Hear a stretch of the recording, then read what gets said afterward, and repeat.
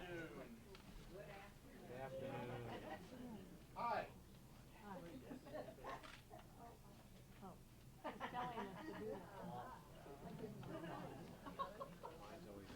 Good afternoon and welcome to the Francis Adelson Shakespeare Players rendition of As You Like It, our 13th Shakespeare production. For your recent members and for those fortunate to have known her at HILR, be aware that Francis Adelson, our beloved founder, is now 104 years old, living in Florida, where she still puts on Shakespeare readings and keeps in touch with us by phone about our productions. Who among us will ever forget her poignant vignette from the last act of King Lear, where she played both Lear and Cordelia?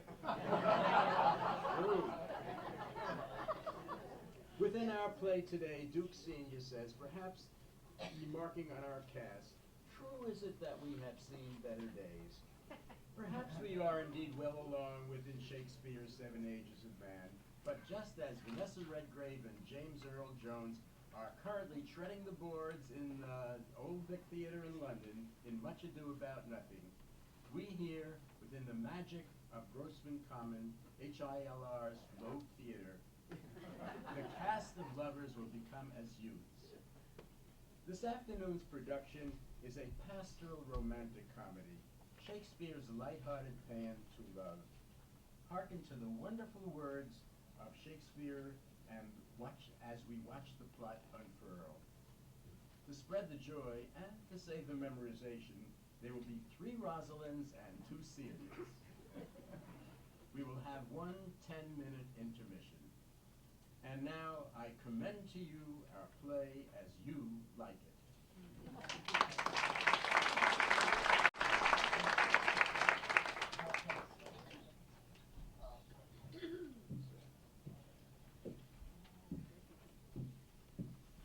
As I remember, Adam, it was upon this fashion, bequeathed me by my father's will, but poor 1,000 crowns, and as thou sayest, he charged my brother on his blessing to breed me well. And there begins my sadness.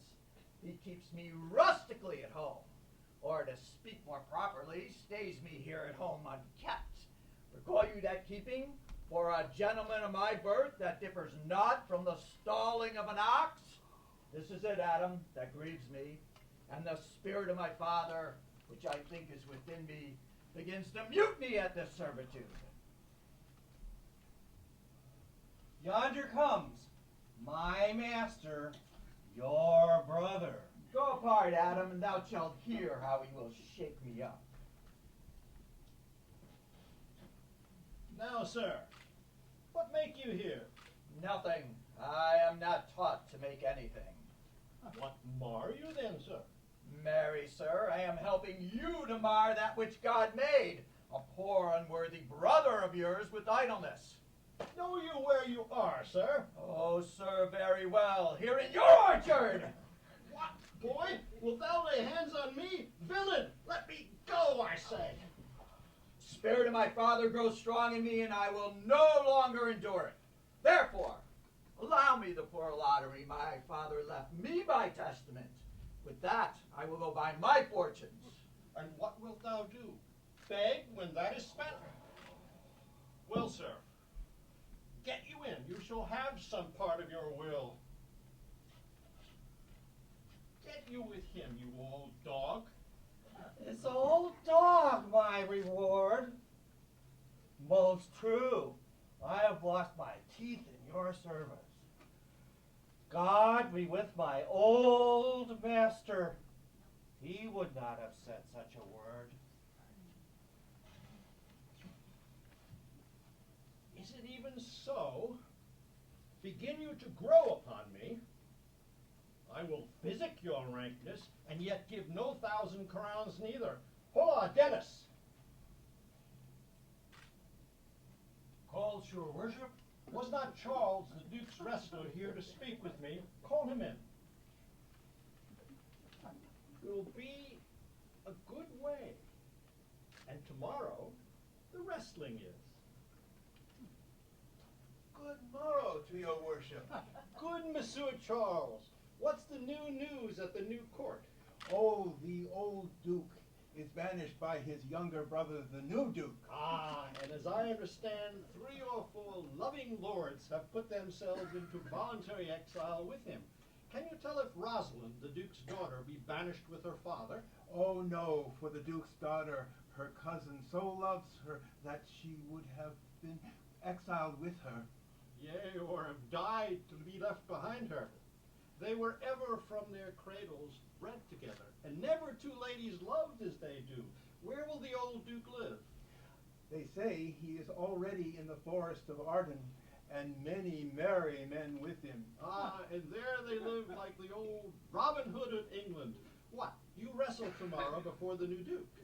I am given, sir, secretly, to understand that your younger brother, Orlando, is disposed to come in disguise to wrestle with me.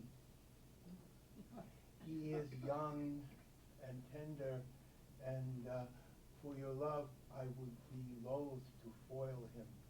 Charles, I thank thee for thy love to me, which thou shalt find I will most kindly requite. I'll tell thee, Charles, it is the stubbornest young fellow of France, full of ambition, a secret and villainous contriver against me, his natural brother. Therefore, I had as lief thou didst break his neck as his finger. If he come tomorrow, I'll give him his payment. Farewell, good Charles. Now will I stir this gamester. I hope I shall see an end of him. For my soul, yet I know not why, hates nothing more than he. This wrestler shall clear all. I pray thee, Rosalind, sweet my coz, be merry. Dear Celia, unless you could teach me to forget a banished father, you must not learn me how to remember any extraordinary pleasure. You know my father hath no child but I, and truly when he dies, thou shalt be his heir. For what he hath taken away from thy father perforce, I will render thee again in affection. Therefore, my sweet Roz, my dear Roz, be merry. From henceforth I will, coz. Mistress, you must come away to your father. Were you made the messenger? No, by mine honor, but it was meant to come for you. You'll be whipped for slander one of these days. The more pity that fools may not speak wisely. What brave men do foolishly. By my troth, thou sayest true. For since the little wit that fools have was silenced, the little foolery that wise men have makes a great show. Here comes Monsieur Lebeau, Ah, with his mouth full of news. which he will put on us as pigeons feed their young. Bonjour, Monsieur Lebeau. What's the news? Dear Princess, you have missed much good wrestling sport. I will tell you the beginning, and if it please your ladyships, you may see the end, for the best is yet to come. And here, where we're standing, they are coming to perform it. Well, the beginning, that is dead and buried. Well, there comes an old man and his 3 sons. The eldest of the 3 wrestled with Charles, the Duke's wrestler, which Charles in a moment threw him, broke 3 of his ribs. There's little hope of life in him. So he served the 2nd. And so the 3rd. Yonder they lie, the poor old man, their father, making pitiful dole over them. But what is the sport, Monsieur, that the ladies have lost? That which I speak of. Thus men may grow wiser every day. It is the first time that ever I heard breaking of ribs was sport for ladies. But is there any else longs to see this broken music in his sides? Is there yet another dotes upon rib breaking? Shall we see this wrestling, cousin? Come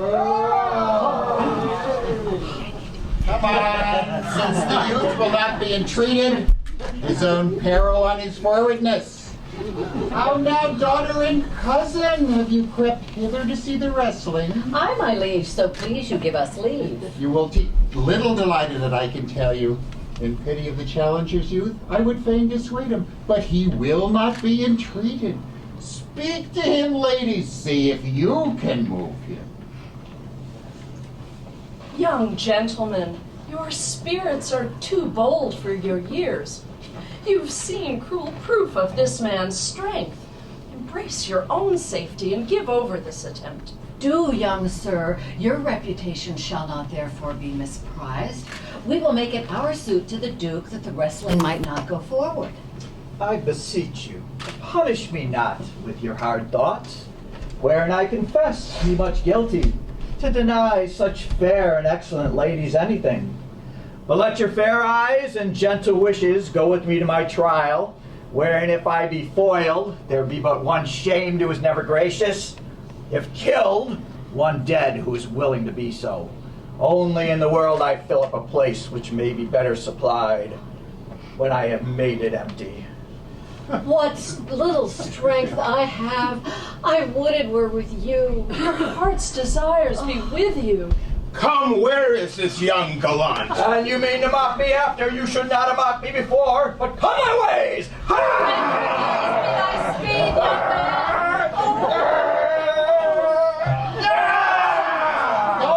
No more! How dost thou, Charles? Bear him away! What is thy name, young man? Orlando, my liege, youngest son of Sir Rowland de Boys.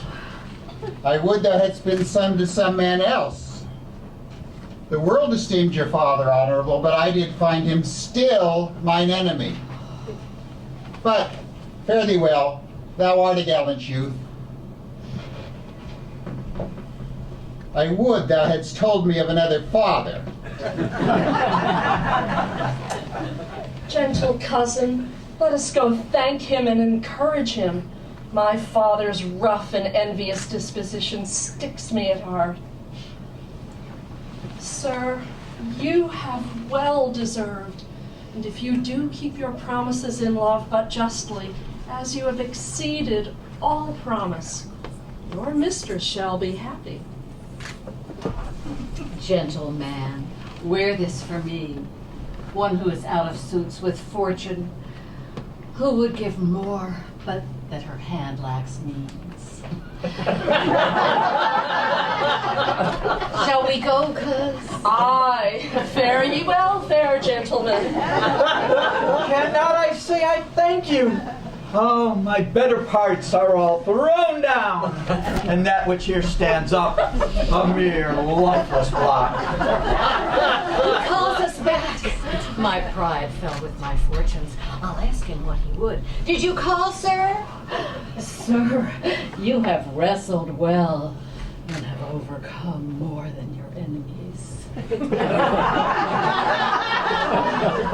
Will you go, coz? Fare thee well. Oh, what passion hang these weights upon my tongue! I cannot speak to her, yet she urged conference. Oh, poor Orlando, thou art overthrown. Or Charles, or something weaker, Master Z. Good sir, I do in friendship counsel you to leave this place, albeit you have deserved high commendation, true applause and love.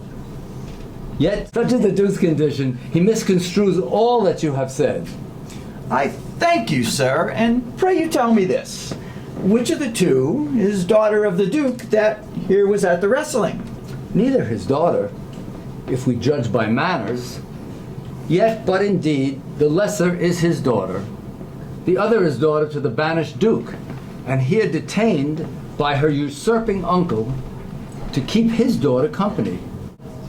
His loves are dearer than the natural bond of sisters. But, let me tell you, this Duke has taken displeasure to his gentle niece. Fare you well, sir. Fare you well. Thus must I, from the smoke into the smother, from tyrant Duke unto a tyrant brother. but heavenly Rosalind.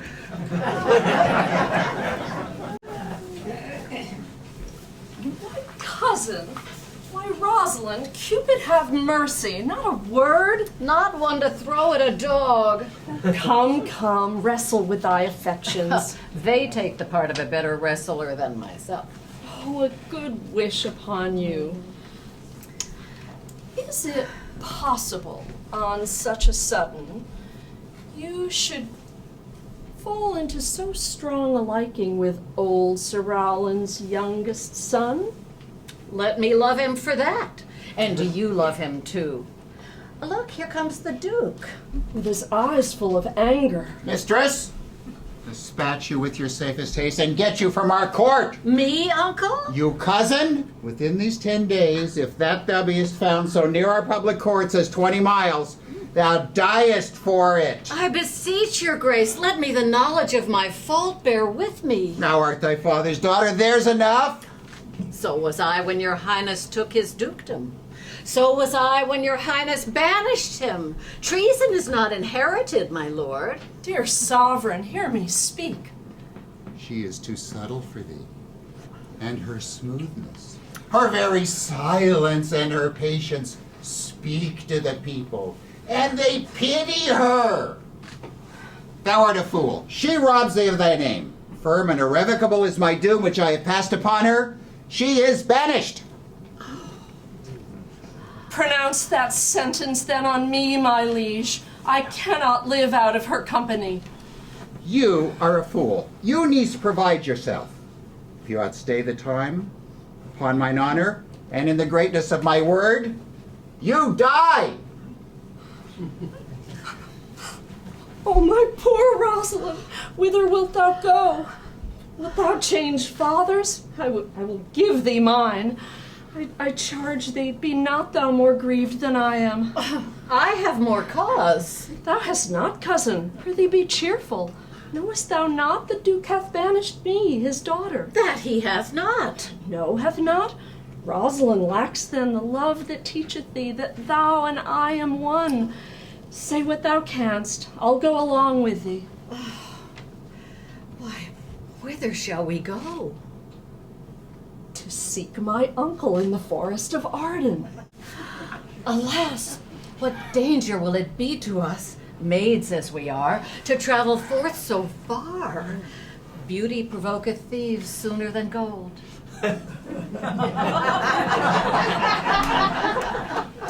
I'll put myself in poor and mean attire, the like do you. So shall we pass along and never stir assailants.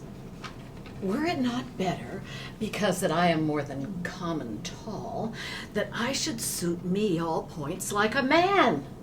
And in my heart lie there whatever hidden woman's fear there will. We'll have a swashing and a martial outside, like many other mannish cowards have, who do outface it with their semblances. And what shall I call thee when thou art a man? I'll have no worse a name than Jove's own page. And now look, therefore, you call me Ganymede. Well, what will you be called? Something that hath a reference to my state. No longer Celia, but Aliena. Oh. But cousin, what if we essayed to steal the clownish fool out of your father's court? Would he not be a comfort to our travels? He'll go along o'er the wide world with me. Leave me alone to woo him. Let's away and get our jewels and our wealth together. Now, go we in content to liberty and not to banishment.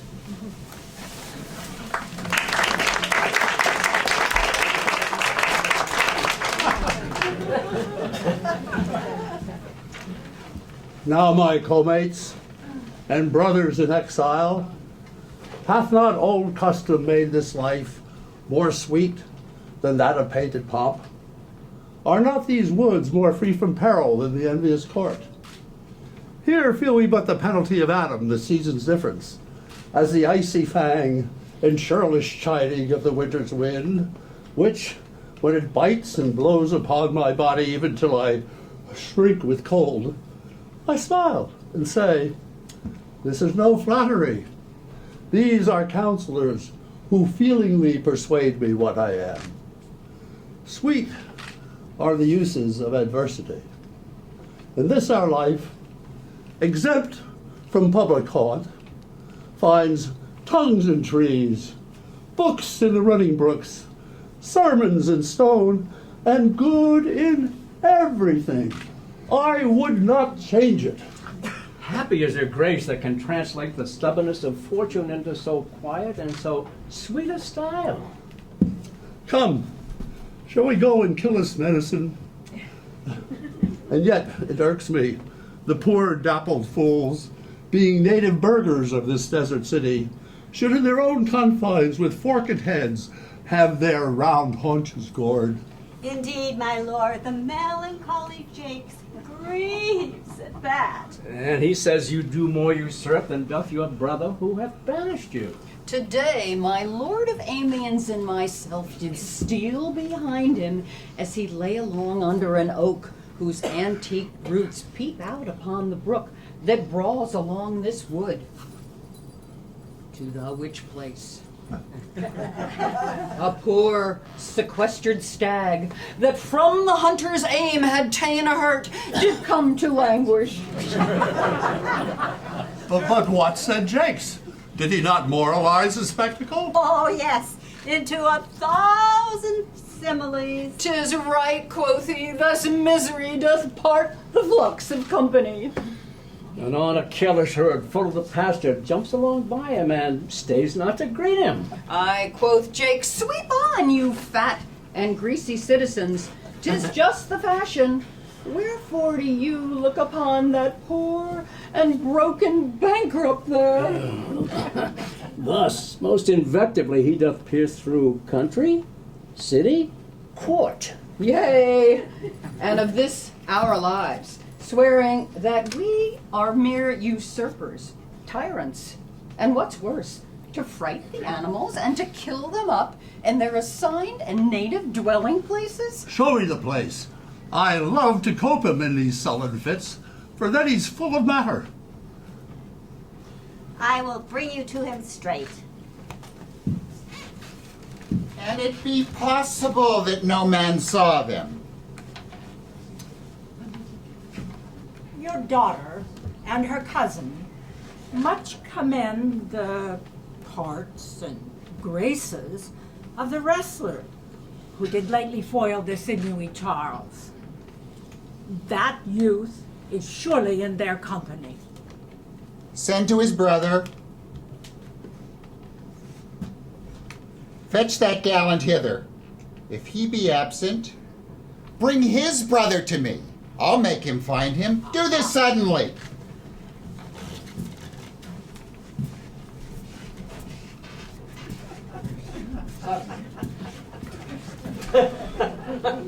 Who's there? Ah, my young master.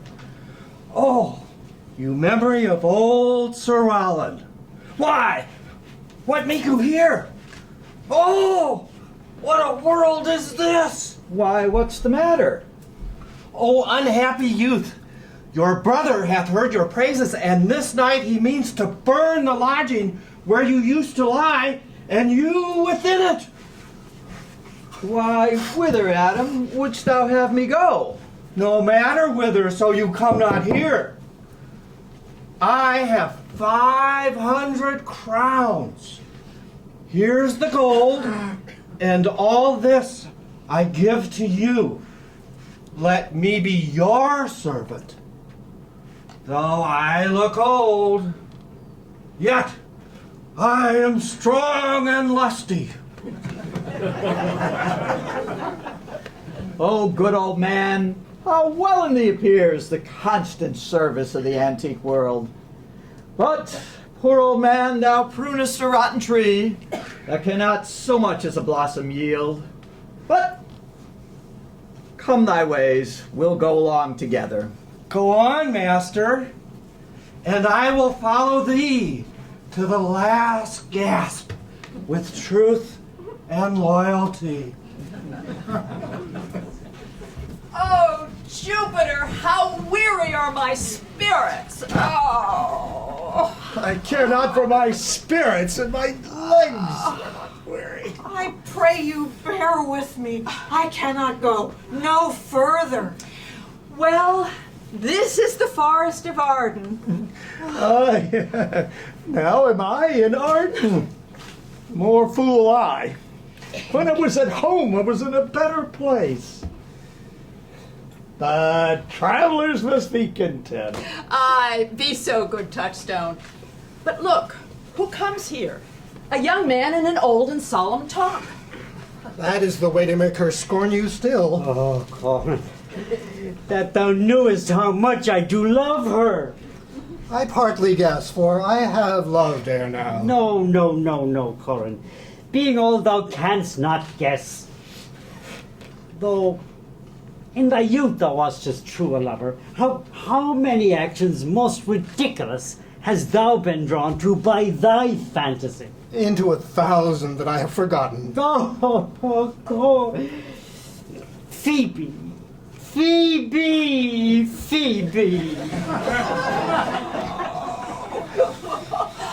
Oh, alas, poor shepherd. Searching of eye wound, I have by hard adventure found mine own. And I mine. I remember when I was in love. I broke my sword upon a stone and bid him take that for coming a night to Jane's smile. And I remember the kissing of her backlet and of the cow's dugs that her pretty chopped hands had milked. And I remember the wooing of a peas cod instead of her, from whom I took 2 cods, and giving her them again, said with weeping tears, wear these for my sake.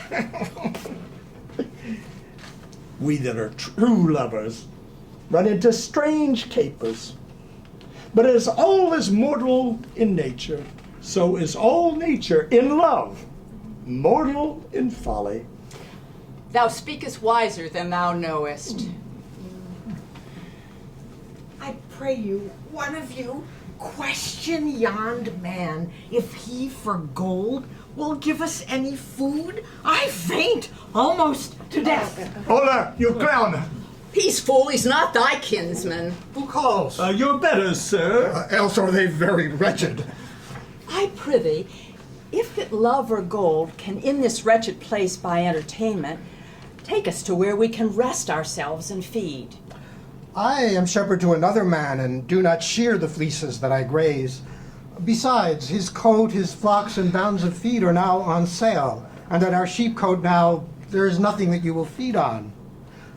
But what is, come see, and in my voice most welcome shall you be. I prithee, if it stand with honesty, buy thou the cottage, the pasture, and the flock, and you shall have of us to pay for it. Assuredly the thing is to be sold. Go with me. If you like, upon report, the soil, the profit, and this kind of life, I will your very faithful feeder be, and buy it with your gold right suddenly. Wonderful. Come, sister, let us go. Oh.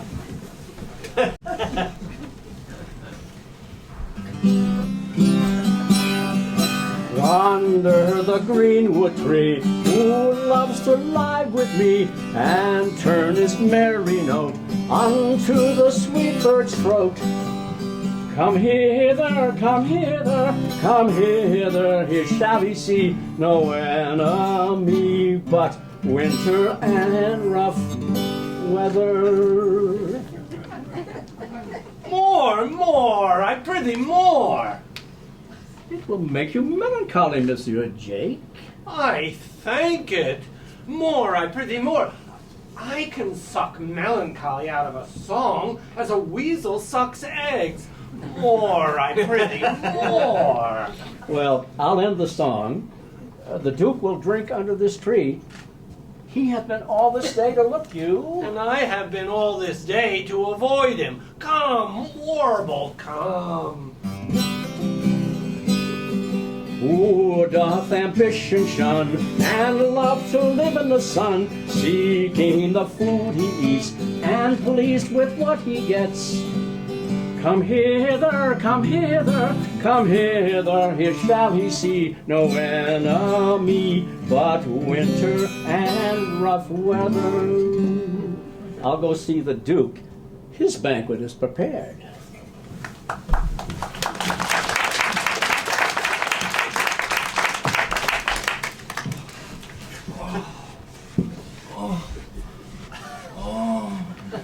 Dear master, I can go no further. Oh, I die for food. Here lie I down, and then measure out my grave. Farewell, kind master. How now, Adam? No greater heart in thee? Live a little, comfort a little, cheer thyself a little. If this uncouth forest yields anything savage, I will either be food for it, or bring it as food for thee.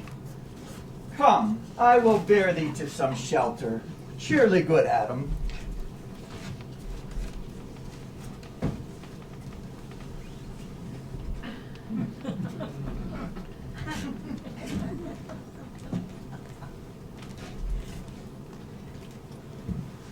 I think he be transformed into a beast, for I can nowhere find him like a man.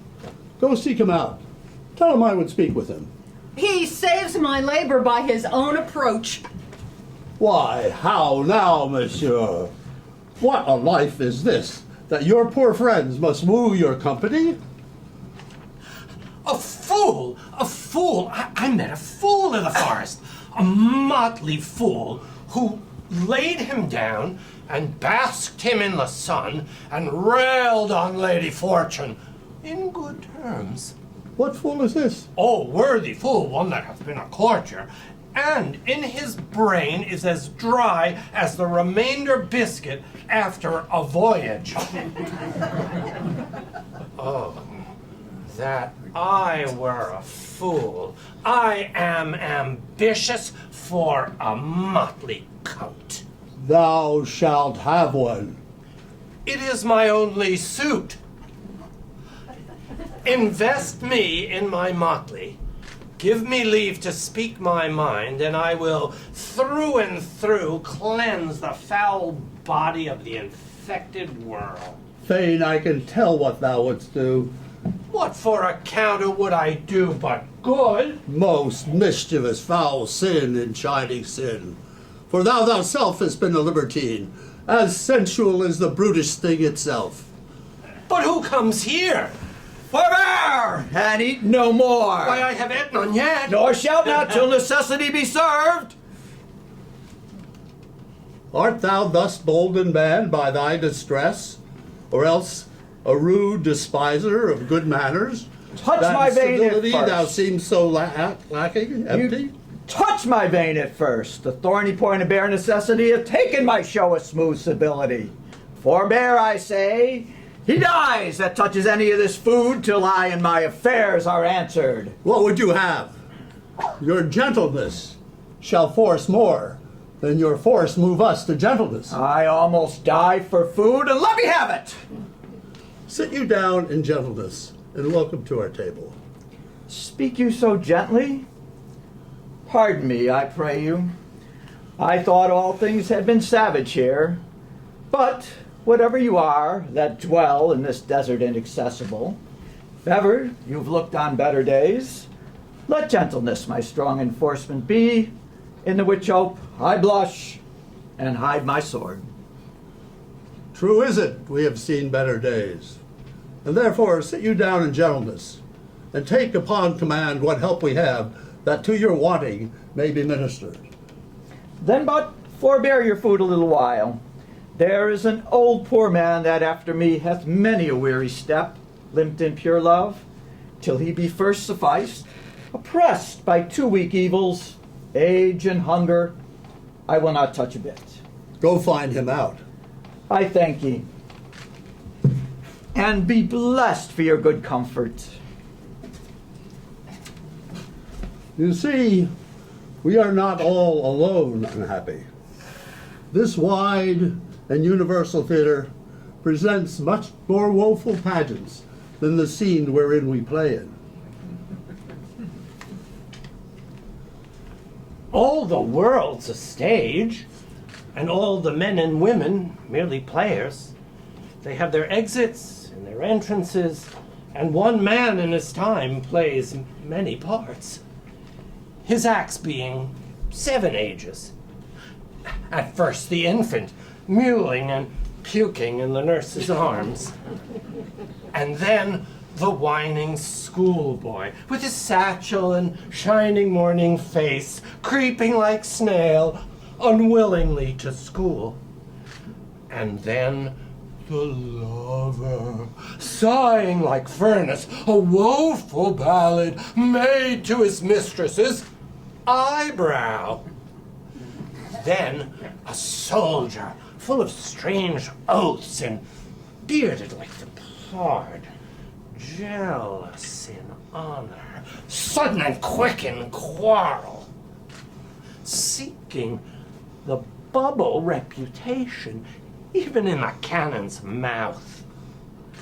And then the justice, in fair round belly with good capon lined, with eyes severe and beard of formal cut, full of wise saws and modern instances. And so he plays his part. The 6th age shifts into the lean and slippered pantaloon with spectacles on nose and pouch on side. His youthful hose, well saved, a world too wide for his shrunk shank, and his big manly voice turning again toward childish treble, pipes and whistles in his sound. Last scene of all that ends this strange, eventful history is second childishness and mere oblivion, sans teeth, sans eyes, sans taste, sans everything. Welcome. Sit down your venerable burden and let him feed. Give us some music and, good cousin, sing.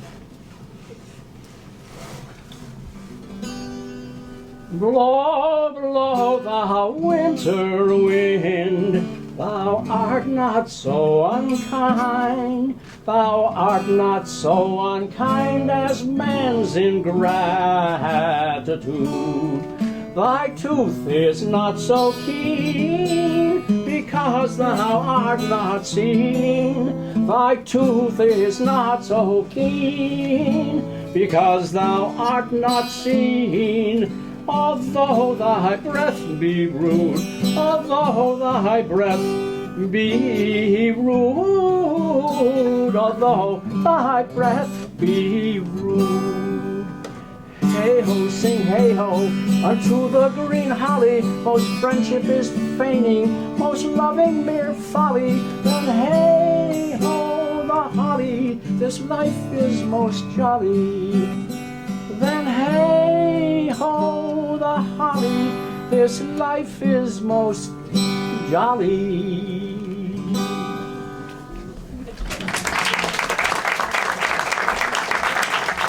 Good old man, you are right welcome as your master is. Give me your hand, and let me all your fortunes understand.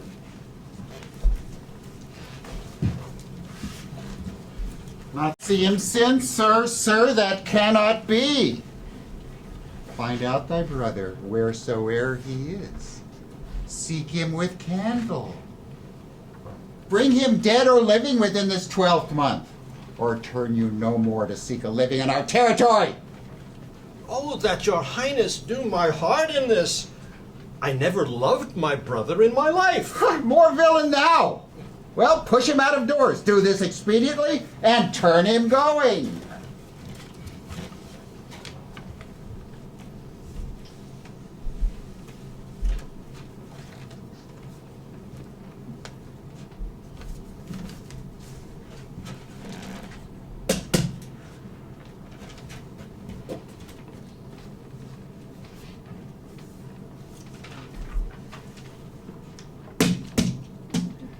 Hang Sing there my verse in witness of my love. Oh, Rosalind, these trees shall be my books, and in their barks my thoughts all character. Run, run, Orlando, carve on every tree the fair, the chaste, and non-expressive she.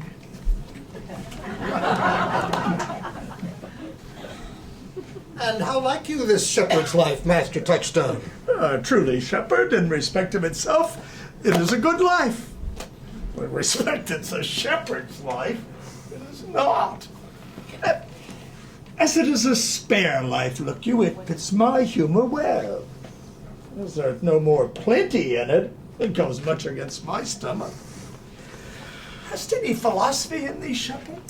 No more but that I know, the more one sickens, the worse at ease he is, that he that wants money, means, and content is without 3 good friends, and that a great cause of the night is lack of the sun. That he that hath learned no wit by nature nor art may complain of good breeding, or comes of a very dull kindred. Such a one is a natural philosopher. It was never at court, shepherd. No, truly. Oh, then thou art damned. Nay, I hope. Thou art damned like an ill-roasted egg. For not being at court. Your reason? Why, if thou never wast at court, thou never sawest good manners. Thou never sawest good manners, then thy manners must be wicked. And wickedness is sin, and sin is damnation. Thou art in a parlous state, shepherd. You have too courtly a wit for me. I'll rest. Oh, wilt thou rest, damned? God help thee, shallow man. Sir, I am a true laborer. I earn that I eat, get that I wear. Owe no man hate, envy no man's happiness, and the greatest of my pride is to see my ewes graze and my lambs suck. Here comes young Master Ganymede, my new mistress's brother. From the east to western wind, no jewel is like Rosalind. Her worth being mounted on the wind through all the world bears Rosalind. Let no fair be kept in mind except the fair of Rosalind. I'll run you so 8 years together, dinners and suppers and sleeping downs accepted. Peace, fool. I found them on a tree. For a taste. If a heart do lack a hind, let him seek out a Rosaline. If the cat will after guide, so be sure will Rosaline. This is a very false gallop of verses. Why do you infect yourself with them? Well, as I said, I found them on a tree. But look who, here comes my sister. Stand aside. She's reading. Tongues I'll hang on every tree that shall civil saying show. Thus Rosalind of many parts by heavenly synod was devised, of many faces, eyes, and hearts, to have the touches dearest prized. Heaven would that she these gifts should have, and I to live and die her Slav. Come, shepherd, let us make an honorable retreat. Didst thou hear these verses? I heard them all, and more too. Yeah. But didst thou hear without wondering how thy name should be hanged and carved upon these trees? Try who hath done this. Is it a man? And a chain that you once wore about his neck. I prithee who? Nay, who is it? Tell me who it is! Oh, wonderful, wonderful, and most wonderful, and yet again wonderful, and after that, out of all hooping. Oh, good thy complexion! Dost thou think because I'm comparisoned like a man that I've a doublet and hose in my disposition? I pray thee, tell me who it is, quickly, and speak apace. Take the cork out of thy mouth, that I may drink thy tidings. Is he of God's making? Oh, what manner of man is he? Is his head worth a hat, and his chin worth a beard? Nay, he hath but little beard. It is young Orlando that tripped up the wrestler's heels and your heart, both in an instant. The faith, cuz, 'tis he. Orlando! Orlando! Oh! Alas the day! What shall I do with my doublet and hose? What said he when thou sawest him? How looked he? Did he ask for me? Where remains he? How parted he with thee? When will you see him again? Answer me in one word.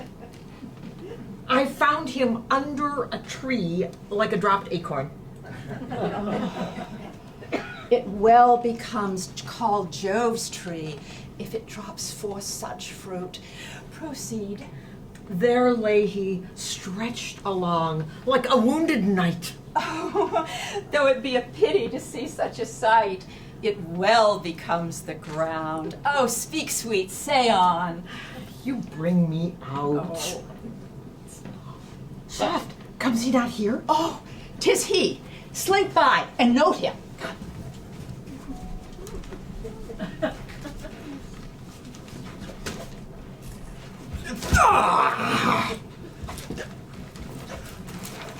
I thank you for your company, but good faith, let's meet as little as we can.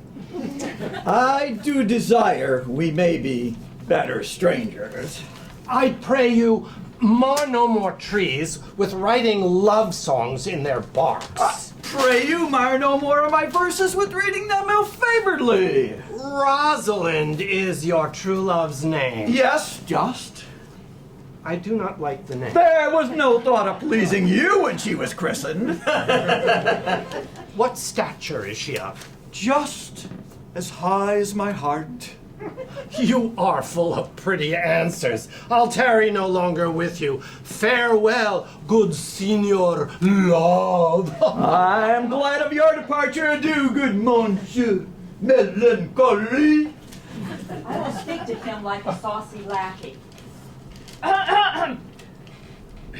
Do you hear, Forrester? Very well. What would you? I pray you, what is the clock?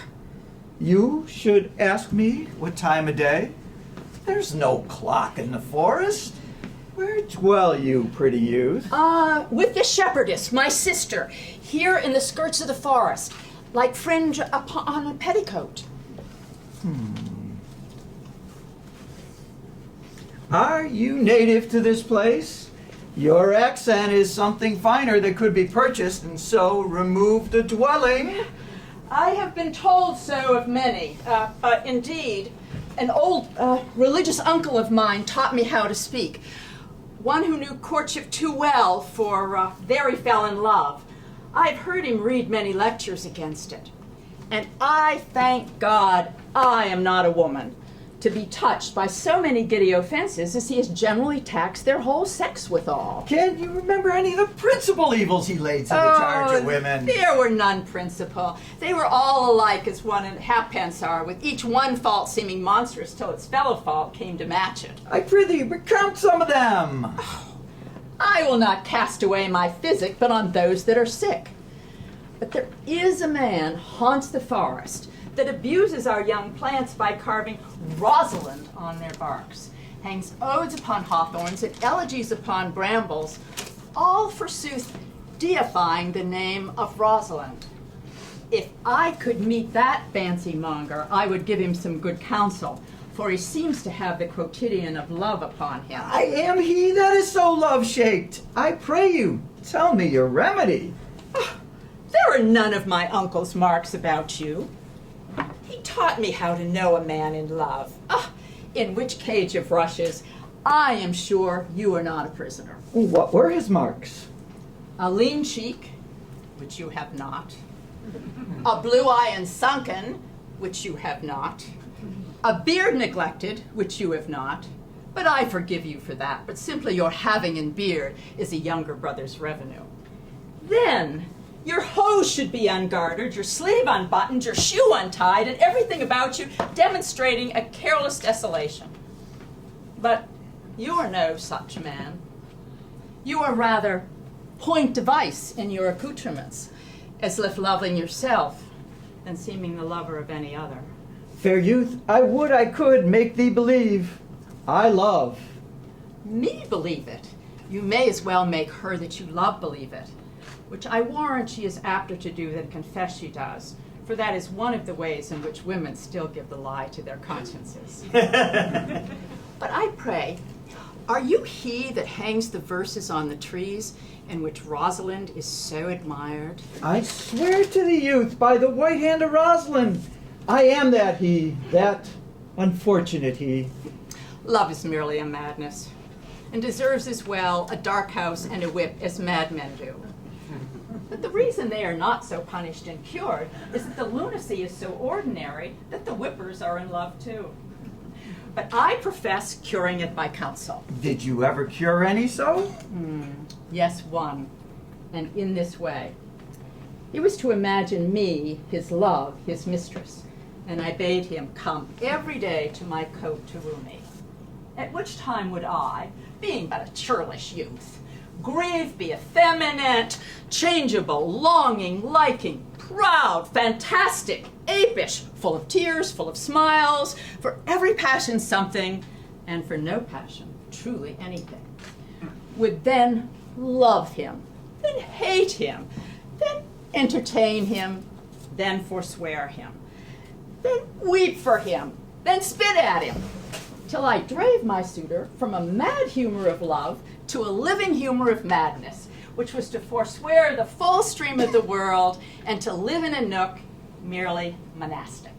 And thus I cured him. I would not be cured, youth. I would cure you if you would but call me Rosalind and come every day to my cote to woo me. Now by the faith of my love I will. Tell me where it is. Will you go? With all my heart, good youth. Nay, you must call me Rosalind. Come, sister, let us go.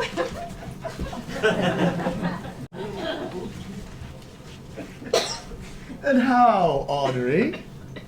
Am I the man yet, or doth my simple feature content you? Your features. Lord warrant us, what features. I would the gods had made thee poetical. Truly I do. For thou swearest that thou art honest. Now, if thou wert a poet, I might have some hope that thou didst feign. Would thou not have me honest? Oh, no, truly, unless thou wert hard favored. For honesty coupled to beauty is to have honey the sauce to sugar. A material fool. Well, I am not fair, but I pray the gods make me honest. No, to cast away honesty upon a foul slut were to put good meat into an unclean dish. I am not a slut, but I thank the gods I am foul. Well, praise be the gods for thy foulness. Sluttishness may come hereafter. But be that as it may be, I will marry thee, and to that end I have been with Sir Oliver Martex, the vicar of the next village, who hath promised to meet me here in this place in the forest, and to couple us. I would fain see this meeting. Well, the gods give us joy. Amen. A man may, if he were of a fearful heart, stagger in this attempt. For here we have no temple but the woods, no assembly but Hornby's. Here comes Sir Oliver. Sir Oliver Martex, you are well met. Will you dispatch us here under this tree, or shall we go with you to your chapel?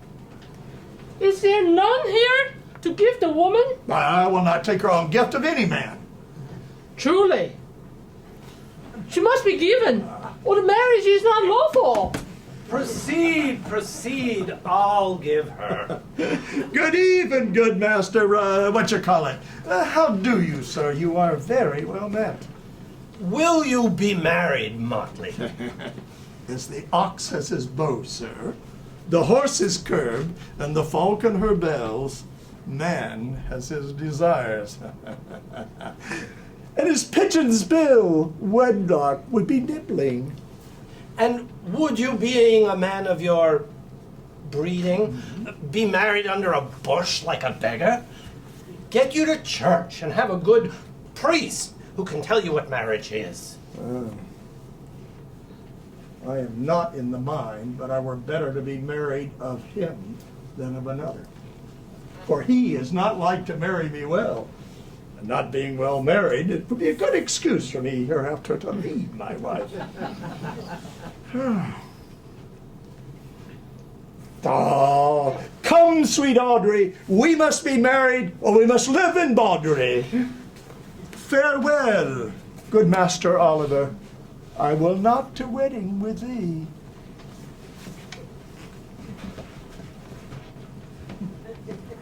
Tis no matter. Their fantastical knave of them all shall flout me out of my calling.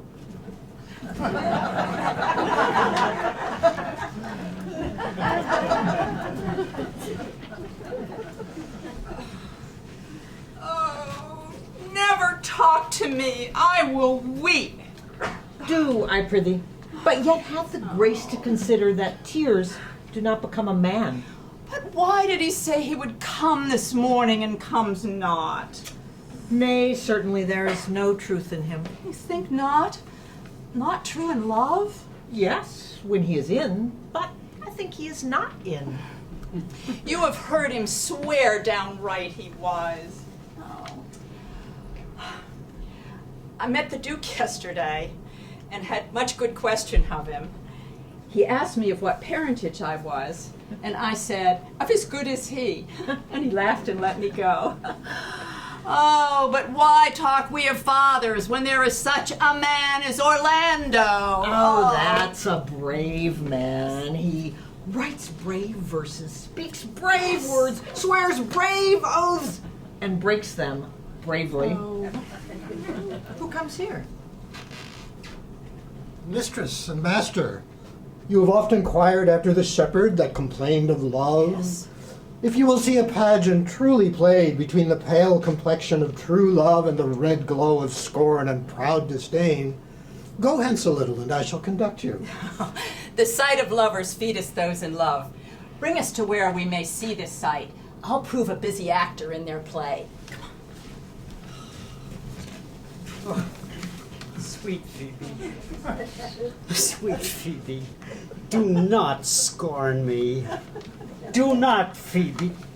Say that you love me not, but say not so in bitterness. I fly thee, for I would not injure thee. If ever, and that ever may be near, you shall meet in some fresh cheek the flower of fancy, then you shall know the wounds invisible that love's keen arrows make. Yeah, but till that time, come not thou near me, as till that time I shall not pity thee. And why, I pray you?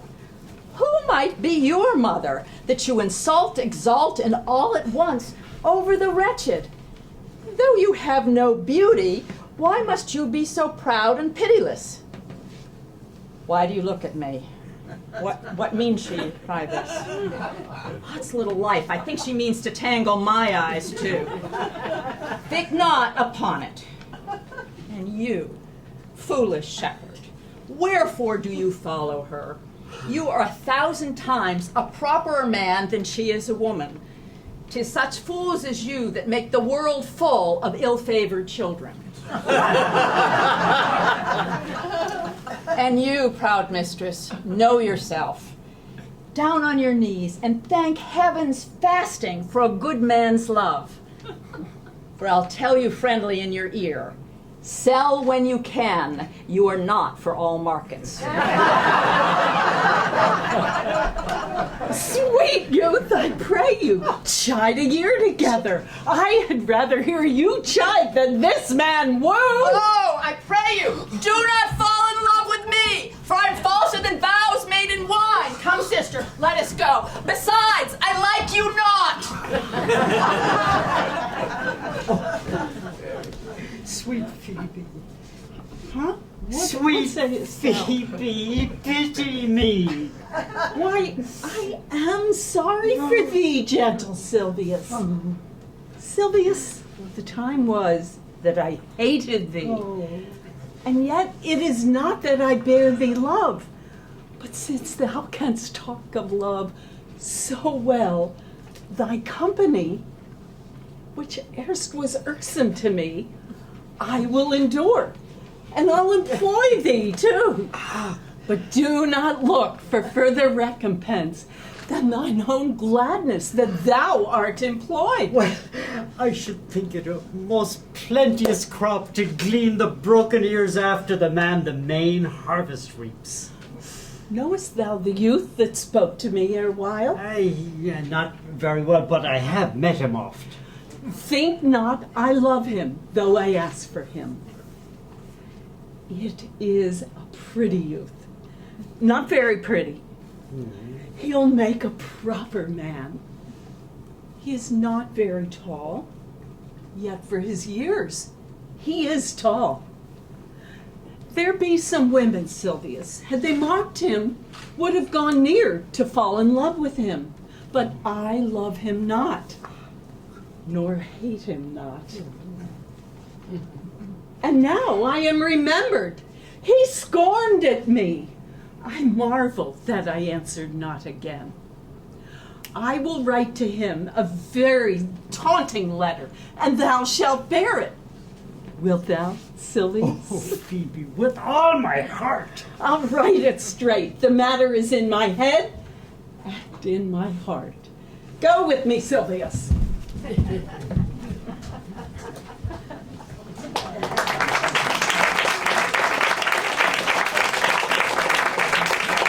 There will be a 10-minute intermission. Please return to your seats promptly.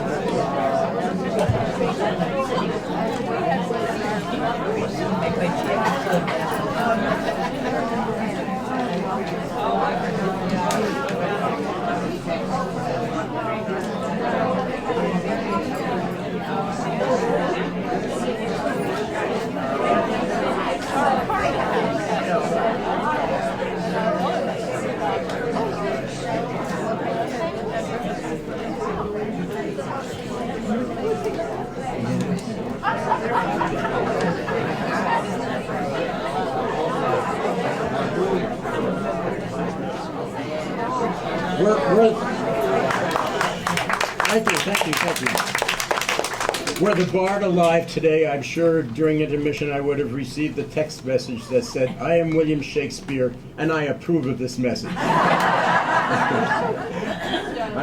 Let us return now to the Forest of Arden, where the couples who are uncoupled would like to couple.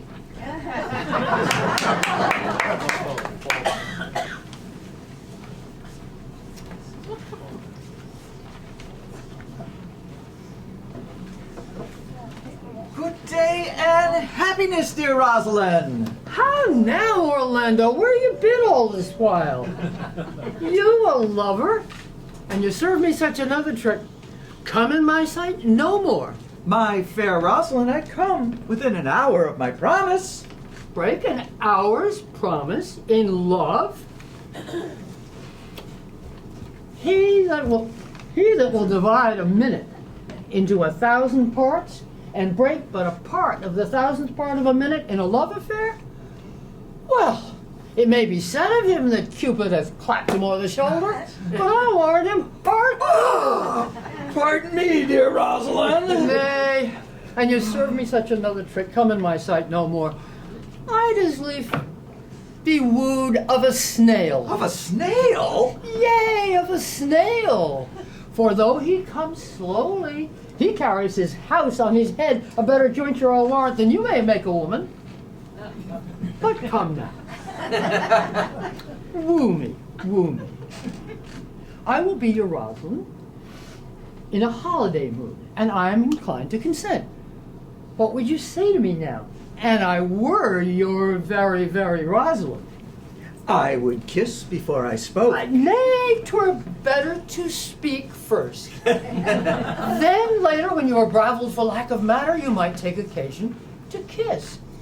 Very good orators, when they are out of matter, they will spit. But for lovers, lacking, God warn us, matter, the cleanliest shift is to kiss. How if the kiss be denied? Then she puts you to entreaty, and there begins new matter. Am not I your Rosalind? I take some joy to say you are, because I would be talking of her. Well, then in her person, I say I will not have you. Ah, then my own person, I die. Oh, faith, no. Die by eternity. The poor world is almost 6,000 years old, and in all that time, there is no man in his own person died in a love cause. Men have died from time to time, and worms have eaten them, but not for love. I would not have my right Rosalind of this mind, because I protest her frown might kill me. By this hand, it will not kill a fly. But come now, I will be your Rosalind in a more coming on disposition. Ask me what you will, and I will grant it. Then love me, Rosalind. I will not do that on Fridays and Saturdays and all. And wilt thou have me? Aye, and 20 such. What sayest thou? Art thou not good? I hope so. Why then, can one desire too much of a good thing? Come, sister, you will be the priest and marry us. Take my hand, Orlando. What do you say, sister? Pray thee, marry us. I cannot say the words. You must begin, will you, Orlando? Go to. Will you, Orlando, take to wife this Rosalind? I will. Aye, but when? Why, now, as fast as she can marry us. Then you must say, I take thee, Rosalind, to wife. I take thee, Rosalind, to wife. I might ask you for your commission, but I do take thee, Orlando, for husband. Now, tell me, how long you would have her as soon as you have possessed her? Forever and a day. No, say the day without the ever. No, Orlando. Men are April when they woo, but December when they wed. And maids are May when they are maids, but the sky changes when they are wives. I shall be as jealous of you as a Barbary cock pigeon of his hen, as clamorous as a parrot against the rain, as giddy in my desires as a monkey. I will weep for nothing, and that when you are disposed to be merry. And I will laugh like a hyena, and that when thou art inclined to sleep. But will my Rosalind do so? By my life, she will do as I do. Oh, but she is wise. Well, she would not have the wit to do this. The wiser, the waywarder. Make the doors upon a woman's wit, 'twill out the casement. Stop that, 'twill out the keyhole. Block that, 'twill fly with the smoke out the chimney. A man that had a wife with such a wit, he might say, wit, whither wilt? You might keep that check for it till you met your wife's wit going to your neighbor's bed. And what wit could we have to excuse that? to say she came to seek you there. Oh, you will never take her without her answer, unless you take her without her tongue. The woman who cannot make her fault her husband's occasion, never let her nurse her child herself, for she will breed it like a fool. For these 2 hours, Rosalind, I will leave thee. Alack, I cannot spare thee 2 hours. I must attend a duke at dinner. By 2 o'clock, I will be with thee again. Oh, go your ways, go your ways. I knew what you would prove. My friends told me as much, and I thought no less. 'Twas that flattering tongue of yours won me. But now 'tis but one cast away, and then come death. 2 o'clock is your hour? Aye, sweet Rosalind. You have simply misused our sex in your love prate. You must have your doublet and hose plucked over your head and show the world what the bird hath done to her own nest. Oh, cuz, my pretty little cuz, dost thou but know how many fathom deep I am in love? But it cannot be sounded. My affection hath an unknown bottom, like the Bay of Portugal. Or rather, bottomless, that as fast as you pour affection in, it runs out.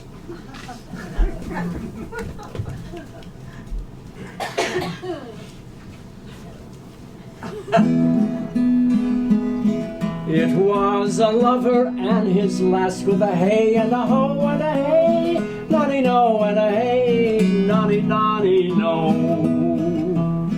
That o'er the green cornfields did pass in springtime, the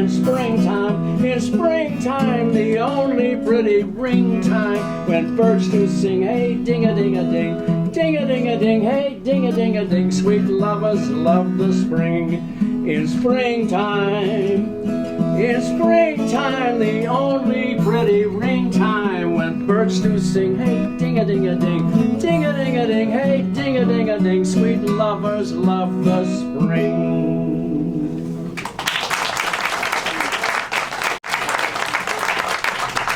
How now? Did not pass 2 o'clock? And here much Orlando. I warrant you, with pure love and troubled brain, he hath ta'en his bow and arrows, and is gone forth to sleep. Oh, look who comes here. My gentle Phoebe bid me give you this. I know not the contents, but as I guess it bears an angry tenor, pardon me.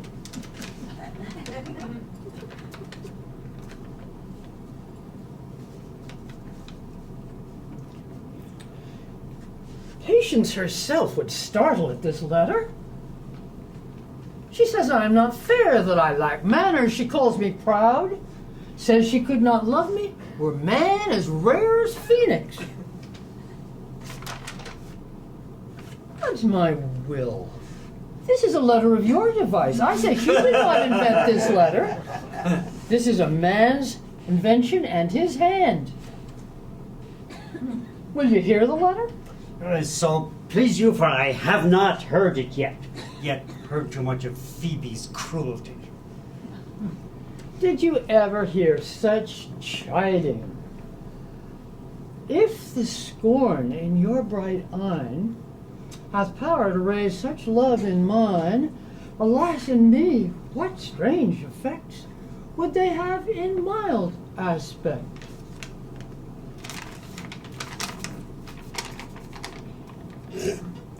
Call you this chiding? Alas, poor shepherd!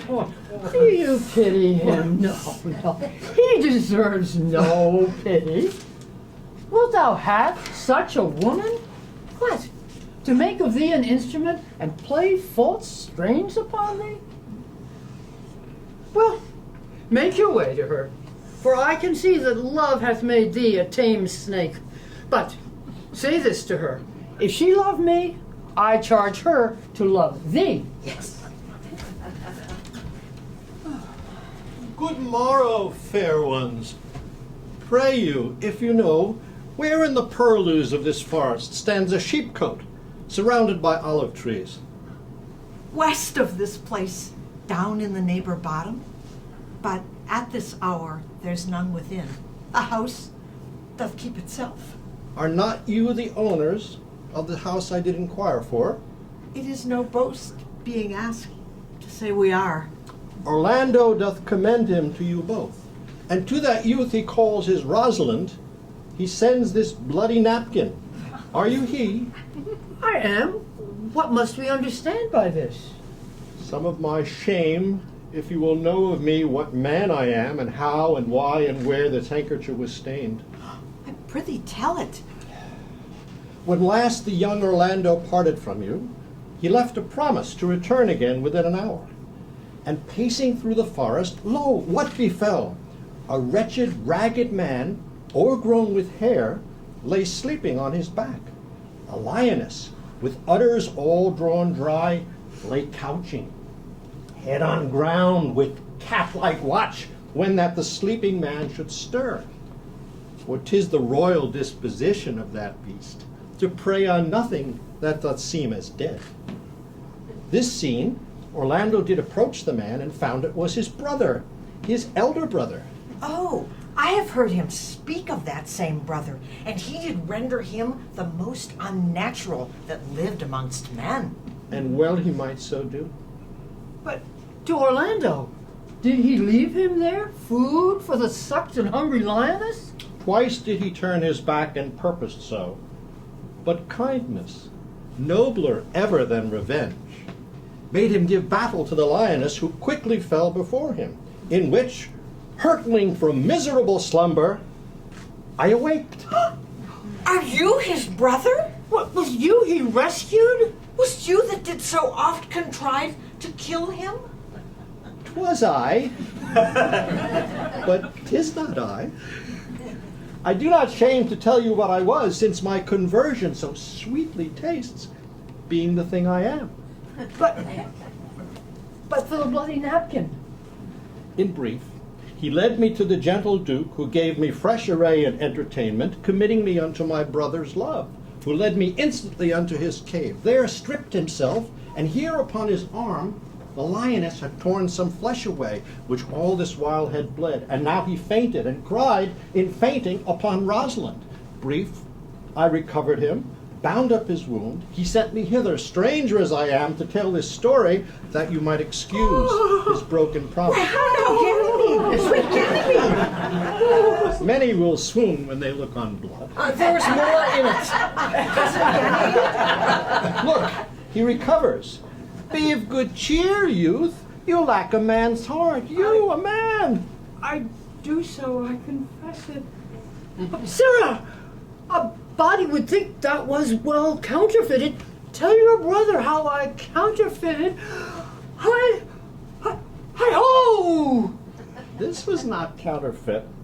There is true great testimony in your complexion that it was a passion of earnest. Come, you look paler and paler. I pray you, draw homewards. Good sir, go with us. We shall find a time, Audrey. Patience, gentle Audrey. Oh.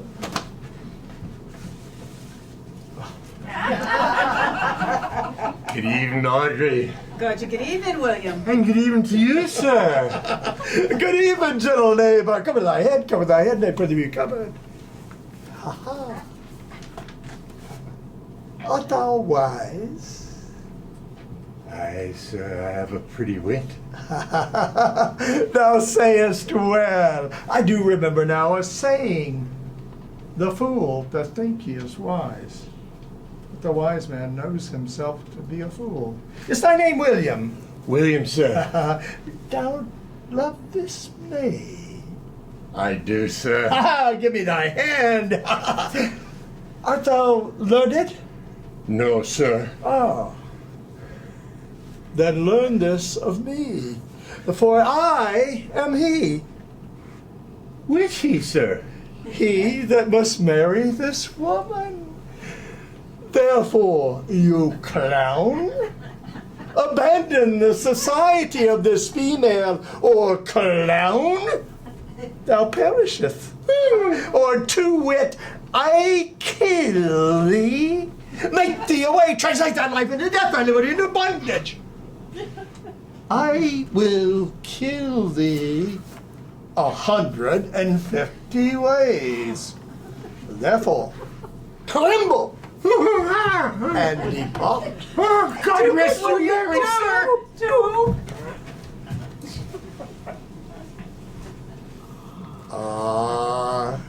Trip, Audrey! Trip, Audrey!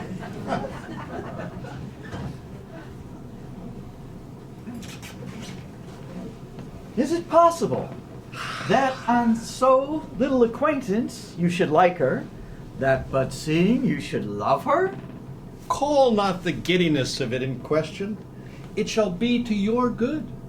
For my father's house and all the revenue that was old Sir Roland's will I estate upon you, and here live and die a shepherd. Let your wedding be tomorrow. Thither will I invite the Duke and all his contented followers. Go you and prepare Aliena, for look you, here comes my Rosalind. God save you, brother. And you, fair sister. Oh, Orlando, how it grieves me to see you wearing your heart in a scarf. It is my arm. Did your brother tell you how I counterfeited to swoon when he showed me your handkerchief? Aye, and greater wonders than that. Oh, I see where you are. Nay, there was never anything so sudden. Your brother and my sister. They no sooner met, but they looked. No sooner looked, but they loved. They will together. Clubs cannot separate them. They shall be married tomorrow, and I will bid the Duke to the nuptial. But oh, how bitter a thing it is to look into happiness through another man's eyes. Why then, tomorrow I cannot serve your turn for Rosalind. I can live no longer by thinking. I will weary you then no longer with idle talking. But know, if you please, that I can do strange things. I have, since I was 3-year-old, conversed with a magician, most profound in his art, but yet not damnable. If you do so love Rosalind, so near to the heart, as your very gesture cries it out, when your brother marries Aliena, shall you marry her? Speakest thou in sober meanings? By my life I do, which I tender most dearly, though I say I am a magician. So, put you in your best array, bid your friends. If you will be married tomorrow, you shall, and to Rosalind, if you will. Look, here comes a lover of mine and a lover of hers. Youth, you have done me much ungentleness to show the letter that I writ to you. I care not if I have. It is my study to seem despiteful and ungentle to you. You are followed there by a faithful shepherd. Look upon him, love him. He worships you. Good shepherd, tell this youth what 'tis to love. Is to be all made of sighs and tears, and so am I for Phoebe. And I for Ganymede. And I for Rosalind. And I for no woman. It is to be all made of faith and service, and so am I for Phoebe. And I for Ganymede. And I for Rosalind. And I for no woman. It is to be all made of fantasy, of passion, all made of wishes, all purity, all trial, all observance, and so am I for Phoebe. And so am I for Ganymede. And so am I for Rosalind. And so am I for no woman.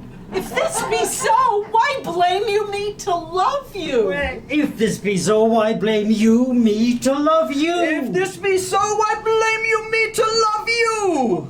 Who do you speak to? Why blame you me to love you? To her that is not here, nor doth not hear. Enough of this, I pray you. 'Tis like the howling of Irish wolves against the moon. I will help you if I can. I would love you if I could.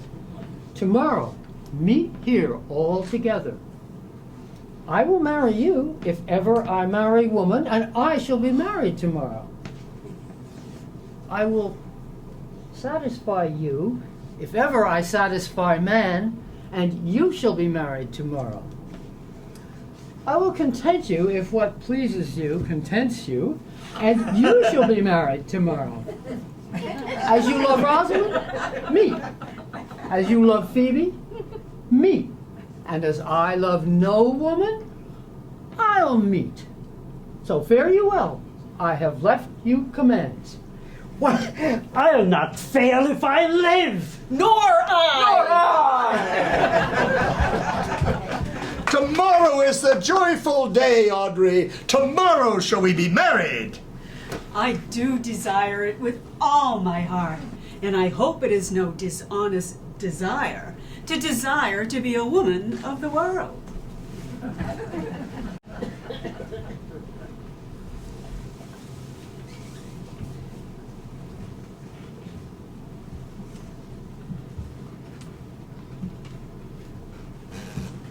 Dost thou believe, Orlando, that this boy can do all this that he has promised? I sometimes do believe and sometimes do not. Patience once more, while our compact is urged. You say that if I bring Rosalind to you, you will bestow her upon Orlando here? That would I, had I kingdoms to give her. And you say you will have Rosalind when I bring her? That would I if I were of all kingdoms king. And you say you will marry me if I be willing? Oh, that will I, should I die the hour after.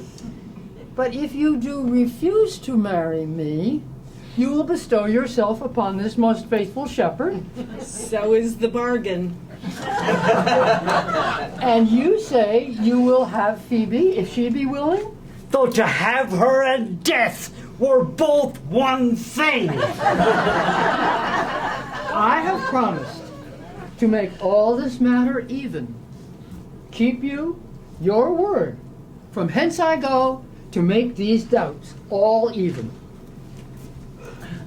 I do remember in this shepherd boy some lively touches of my daughter's fancy.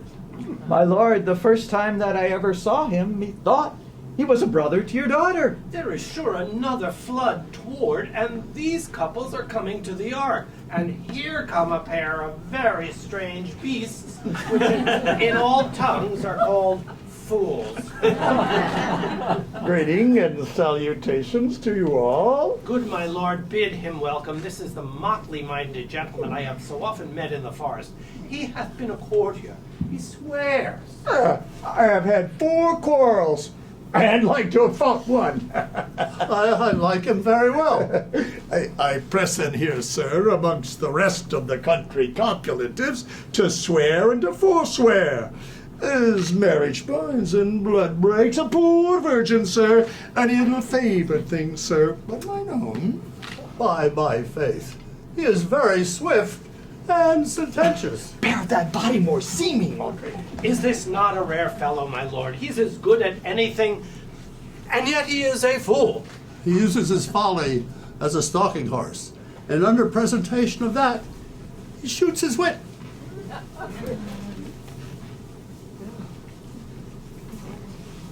To you I give myself, for I am yours. If there be truth in sight, you are my daughter. To you I give myself, for I am yours. If there be truth in sight, you are my Rosalind. If sight and shape be true, why then, my love, adieu more. I'll have no father, if you be not he. I'll have no husband, if you be not he. Nor ne'er wed woman, if you be not she. Oh, my dear daughter, welcome thou art to me. I will not eat my word. Now thou art mine. Thy faith, my fancy, to thee doth combine. Let me have audience for a word or two in this fair assembly. Duke Frederick, hearing how that resorted to this forest, addressed a mighty power, purposely to take his brother here and put him to the sword. And to the skirts of this wild wood he came, where meeting with an old religious man was converted, both from his enterprise and from the world. And all his lands restored to him that were with them exiled. Welcome, young man. First, in this forest, let us do those goods that were here well begun and well begot. And after, every of this happy number that have endured shrewd days and nights with us shall share the good of our returned fortune. Sir, by your patience, if I heard you rightly, the Duke hath put on a religious life and thrown into neglect the pompous court. He hath. To him will I.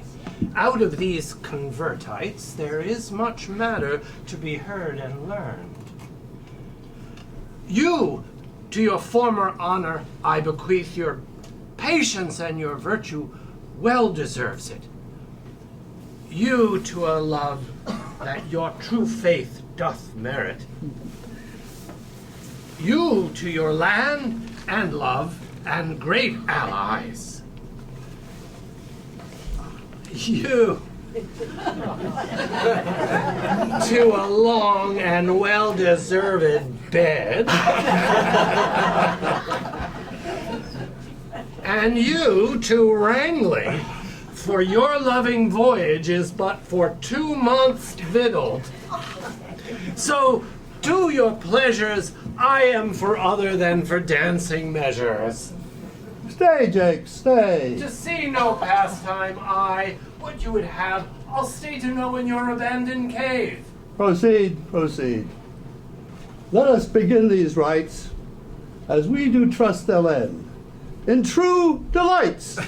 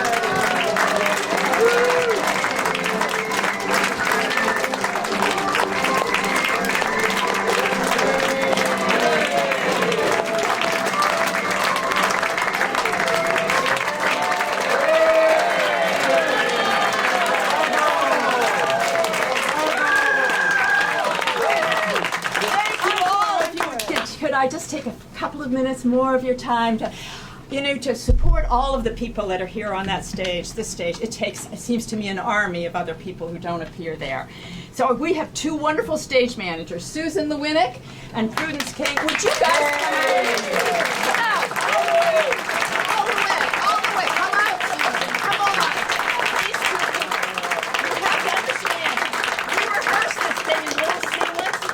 didn't know what the whole thing looked like. If it weren't for these two people, we wouldn't have gotten on stage. We'd all be wandering around the hall. So thank you so much.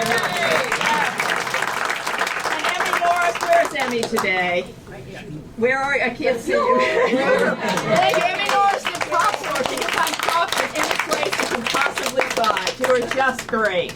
And Bruce, thank you so much for our trusty monitor. And Betsy is now back there videotaping, so we will have pictures for you. It'll be on the website. YouTube, you'll get it on the website. And Easley and Bob Laurie, thank you for taking pictures, which are just I'm sure they won't come out here, but Franz and Robert and Santos have just put up tables, taken down tables, put up chairs, and the best facilities people anybody could possibly hope for. Frances Adelson was here. She's 104 years old and in Florida, still doing Shakespeare in her assisted living facility. So there's something ahead of this for all of us. Sebastian and Stephen from our front office, I can't count the ways in which you've helped us. And our wonderful Leone Gordon, our director.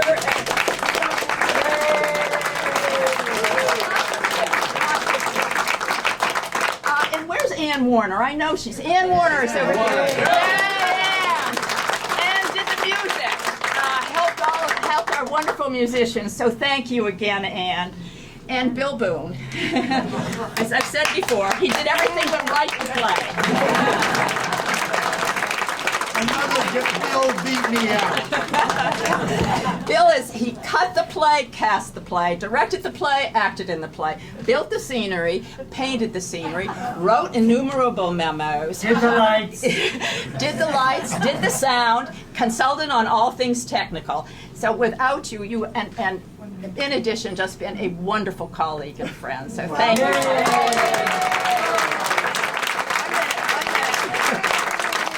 also have to thank this unbelievable cast who have worked so hard to make this wonderful.